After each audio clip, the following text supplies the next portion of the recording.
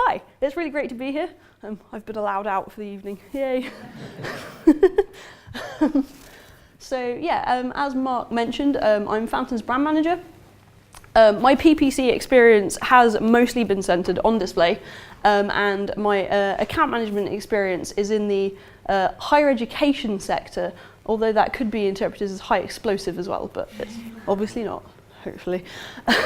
So yeah, like Fountain, they've have had a lot of local press recently, most recently for the Culture Shock event last week, which if anyone attended, I hope you really enjoyed. Talking about flat structured organisations and the benefits they bring is like a big deal to us right now. And if anyone has any doubts about the authenticity of the sentiment from the directors downwards as to how great it is to be in a flat structured organisation, these are people who employ someone who will sit at a desk and talk to clients on the phone dressed in snorkeling gear. So I've burdened them with my presence for 4.5 years now, and I hope this sets the tone, because I'm about to talk about display audiences and the Google Display Network, and that to most people is the antithesis of fun. I wonder why. So what are the great things about the Google Display Network? It's freaking huge. Like, Google say that you can access 90% of internet users, and yes, that is Google saying that, so they would. But the practicalities of it is that when you go in and you build audiences, you do see how big they are. And that is both a blessing and a curse, because it means that, you know, much like a jetpack, you can get from where you are to where your goals are really, really quickly and really effectively, except if a buckle's slightly loose, or if a valve is slightly loose, or something goes wrong, it goes really, really wrong because of the size of the audience. So why am I starting by talking about audiences? When most people think about display, they think, oh, great, creative. Everyone loves creative. Ads, how do they look? What's the best, you know, graphics to use, the best calls to action, the best imagery? Wait, because audiences is basically such a fundamental starting point that display can, like, if you have creative that meets like the basic best practice requirements, then it's really the audience side of things that are worth focusing on first. And there are some amazing options out there for targeting. Like I say, a lot of these audiences are huge. And that's where I say that, especially on Google, being vigilant for nuanced settings designed to increase campaign reach, whether it's relevant to your goals or not, is really important because of the scale. So one of my favorite phrases is wasted spend is Google's friend. I'm going to skip straight past that. But it's true. I mean, their goals as a huge monopoly is so different from the goals of a small business on the ground floor trying to, you know, raise their bottom line. Google come in and they think, hey guys, we've got these amazing new features. It's really going to increase your reach. You're going to get to these new audiences. It's going to be amazing. You're going to grow. And you're like, okay, great. How? Because some of those audiences and a lot of those features need tightening up. And the audiences I'm going to talk about are the tight ones, the slightly more controllable ones, where you either know that the information you're putting in is very relevant to you, or you're in the safe waters of, say, remarketing. So let's get started. There are audiences for every part of the funnel. And if we flip the funnel on its head and look at it as a scale, so awareness goals through to kind of interest goals and conversion goals, this first audience is, I've put an asterisk next to it because it's worth knowing about. If you work for an agency and you've got a client who gets sort of a certain amount of traffic, you might find this pop up in your analytics. It stands for Google Defined Likely Converters, and it's worth looking out for because it's basically like unicorn poo. Google Defined Likely Converters are amazing. They are the users that are in your all users list for your website that Google has layered up some signals that to Google suggest they are the most likely to convert. So they are worth just putting into like RLSA campaigns, that's search, yes. I'll try not to touch on search. But they're basically look out for these guys because they are definitely worth remarketing to if you have clients that are of the scale where this gets auto-populated into analytics. I tried to speak to Google about it and said, hey, I've got one client that's got this.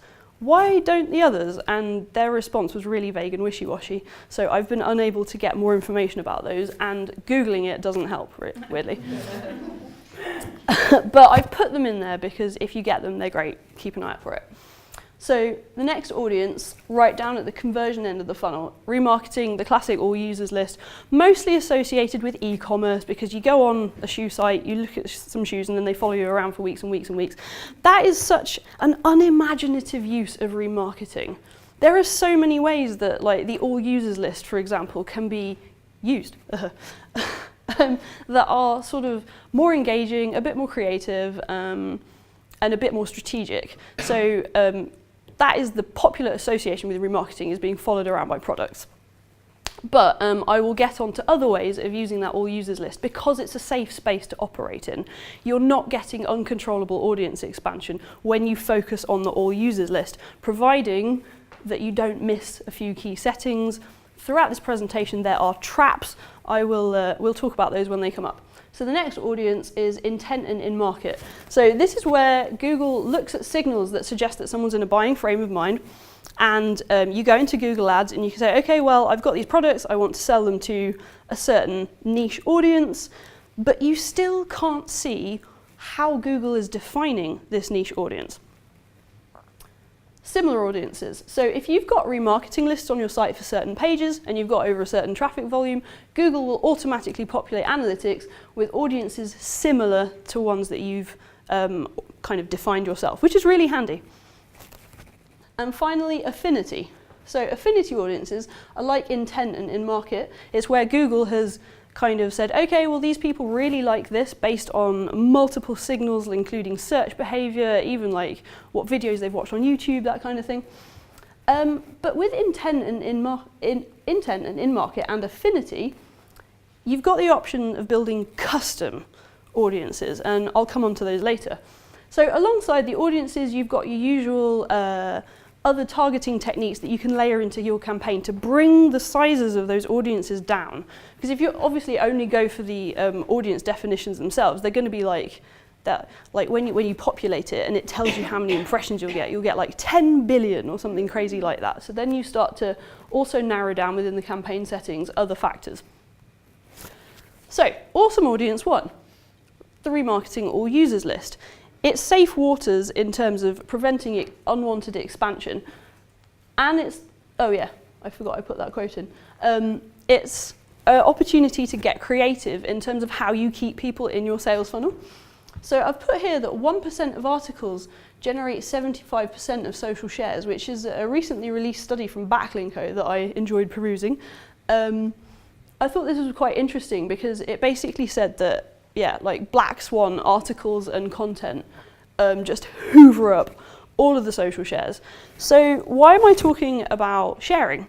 Well, think of the amount of time you put into sharing amazing content that you've made. You'll have a fantastic article on the site that you've invested time in, and social sharing will only expand to your following unless you boost. Boosts are quite expensive. Cost per click in boost is really expensive.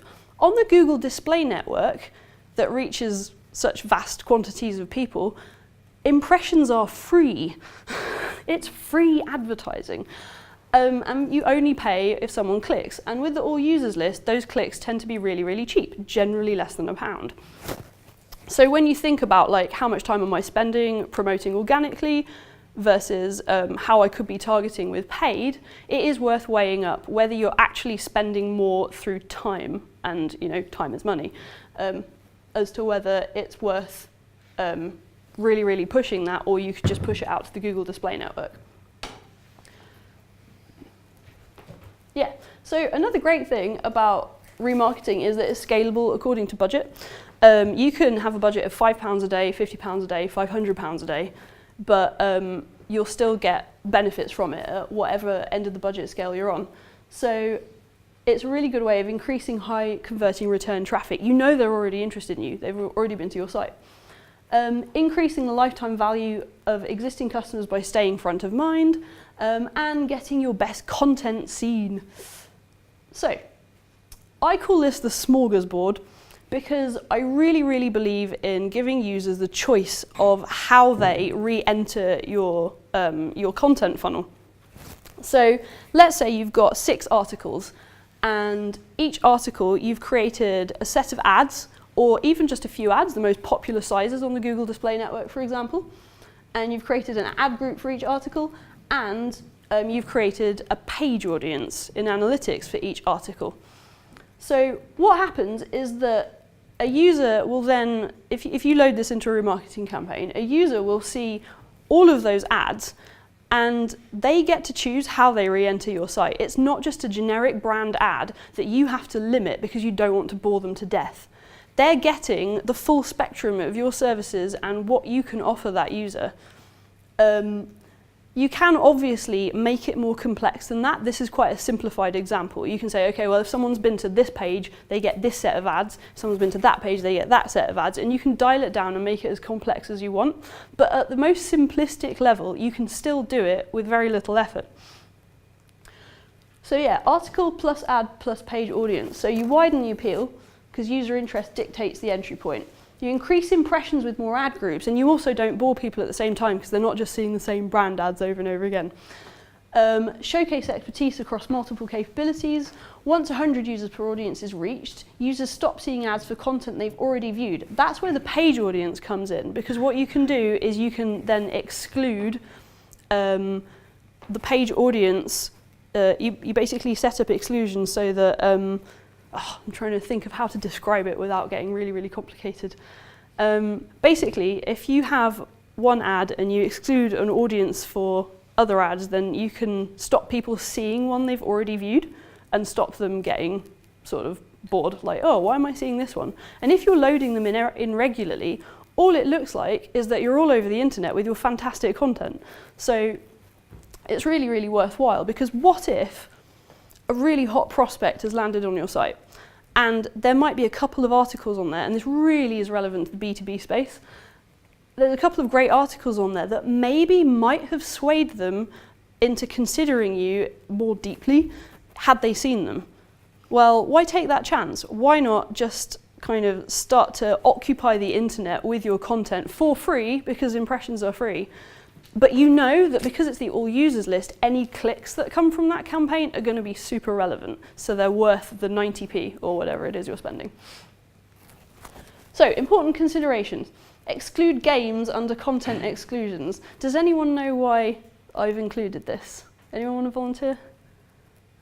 No, very quiet. Oh, go on. Someone must. You mean the ads that show within games? Yeah. Yeah. That's Don't get any attention, do they do, but not from the people you want. They usually get lots of attention from babies. Right. Babies and toddlers. This is get rid of the babies and toddlers. Basically, a few months ago, Google announced that they were disabling AdSense for mobile apps. And any account manager who's dealt with a display campaign will have gone, no, because that's bad. AdSense for mobile apps is where you get to get rid of baby clicks, where Google thinks, hey, we've targeted your target audience, we're on their phone, and they don't realize that their target audience has handed their phone to their children. That is a really big problem, and that's where you get rid of them. So I take a blanket approach because this is subjective to me, but I think if I'm playing a game, I don't want an ad in there anyway, and I don't want to be that brand that's going, hey, click me. Like, no, I just don't like it. So I will always go in and exclude games under content exclusions. So set to rotate indefinitely.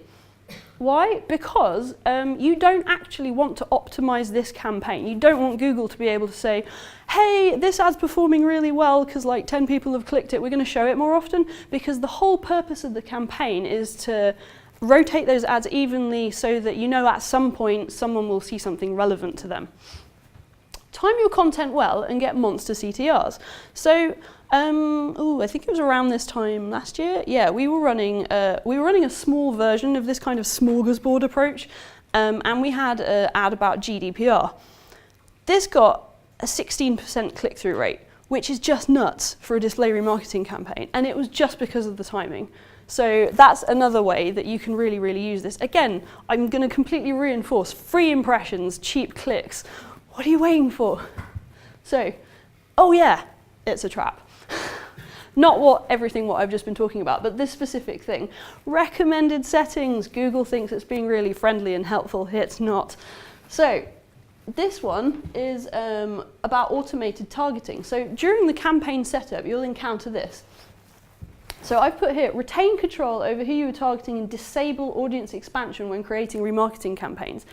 This is a recommended setting. So if you skip this, you don't expand that box and you skip it by accident, you'll find that you're not targeting your all users list. You're targeting your all users list plus people that Google thinks is appropriate, and you don't get to define who those are. So don't bother, like always disable it in a remarketing campaign. Oh gosh, there's another one straight away. ECPC. So this is a automated bid strategy which optimizes your campaign, which lets you take a hands-off approach. But in this context, where you want the rotate indefinitely setting on, using ECPC will override it. So just turn it off. I've put a little smiley face there next to the settings. PowerPoint smiley faces are somewhat creepy. They're just a little bit creepy. I don't like them. Anyway. Oh yeah, so we're going to ride straight back up the funnel and talk about awareness. So approaching those massive audiences where there's a little bit more risk. And I'm going to talk about Custom Affinity because I freaking love them. So this is for when Google's own definitions don't quite cut it. So when you go into normal affinity audiences, looking at the time, oh my god. So normal affinity audiences, let's take education for example, but that's because where most of my experience is. I'll go in and I say, okay, well I want people interested in higher ed, and I'll look at the settings and I will find that they don't go niche enough. So even with the extra targeting options of keywords, blah, blah, blah, the audiences are still too big. They're not niche enough because if I'm looking for like higher ed students after maths degrees, I'll still get online courses included in that and things that just aren't relevant enough. Oh yeah. So I've borrowed my colleague Danny here. I don't think he knows, so he's going to see the video at some point and get into trouble. But another thing about Custom Affinity is that it's really, really relevant for when you're an agency and you've got a client who comes to you and says, hey, we've spent thousands of pounds on a consultancy to tell us who our target market is, and we've developed these amazingly expensive personas, and we want you to find us these people. My first question when they do this is, so what? You told me that this guy is interested in like he's really picky about his drones. Like I don't know, Danny races drones, but it's a bit too like it's too separate from the actual targeting capabilities that are within the platform. So where does a persona intersect with platform targeting abilities? And this is where Custom Affinity comes in really useful. And it is the hard bit, because the platform's going to push back and be like, no, use our black boxes where you can't quite see how it's defined. And we're like, no, we need these people. We don't. So yeah, this is where we fight back. Oh.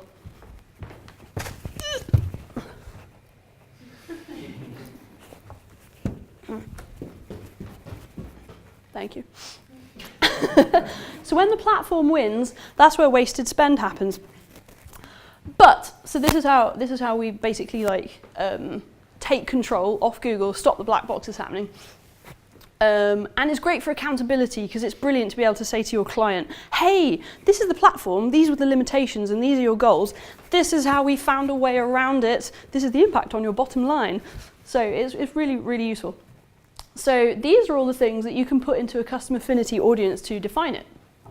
So we've got competitor URLs, competitor keywords, interest keywords, interest URLs, and action URLs. There are probably some more I've forgotten, but they're the main ones that I've used. So you take those and you make a spreadsheet, and you need more than 15. I tend to use 30 because then I know that my first audience will have like 10 of each, and I can work from there upwards. So this is where we tell the platform what we want them to use to the audience, what definitions they should use for the audience. And this is just visual breadcrumbs on how to get to where you put that information within Google Ads, which you can look at on the video later. So why test these audiences? Why not just let them run once you've defined them? Well, continual optimization equals continual improvement. Don't really need to expand on that. You can't tell what signals are taking precedence unless you engineer comparison. This is where client accountability comes into it. If they go to you and say, why is this working? You can say, well, here's the information. And efficiency. It's faster to implement than testing creative when you can't edit in-house. I mean, I don't know if anyone else has been in that classic scenario where you've gone, right, we need to work on some campaign improvements, what should we do? And someone has gone, we will change the call to action button from blue to green. A week later, a committee has formed. Someone else has gotten involved and gone, oh, well, while we're there, I didn't really like that background image, so let's try a few more variants, can we? And also, maybe actually we've had a complete change of messaging. 2 weeks later, all you wanted was some optimization goals, and you've got like a you're basically drowning in bureaucracy. So, because this is an in-platform thing, and no one else needs to know, because it's just part of your routine optimization, it's a great opportunity to bring marginal gains into a campaign without having to involve committees, basically. So, what do you get once you've defined your first audience? You've got your ad groups. Let's say you've got 3 sets of creative. You've got audience 1 that looks like this, and maybe it's like competitor URLs, a few interest keywords, and some interest URLs. Then you create others that are variants of it. And what you get eventually is a whole bunch of combinations. Once a month, you look at behavior metrics on analytics, because this is an outreach campaign, so you're interested in how many pages people are viewing per session, what the bounce rate is, and the click-through rates within AdWords itself. And you just kill off the bottom performing 50% and start the process all over again. So important considerations. Custom Affinity requires 3 weeks to complete a learning phase where the algorithm goes, oh, thanks for that info, I now need to do some homework. So adding and assessing audiences should be a monthly task. Don't just look at click-through rates to analyze performance, look at it alongside behavior. Log audience definitions in a spreadsheet. This caught me out the first time I did this.